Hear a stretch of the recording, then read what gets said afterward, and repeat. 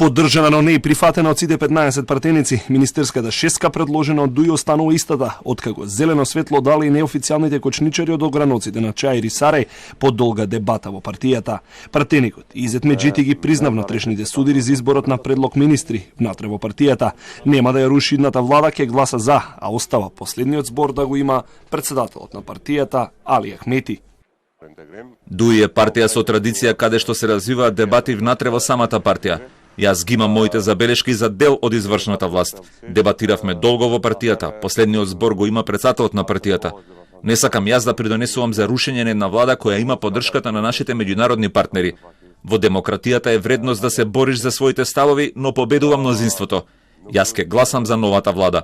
Противење нема ниту во изјавата на пратеникот Арбен Зибери, кој посочи дека имало дебата, но таа останува во партијата.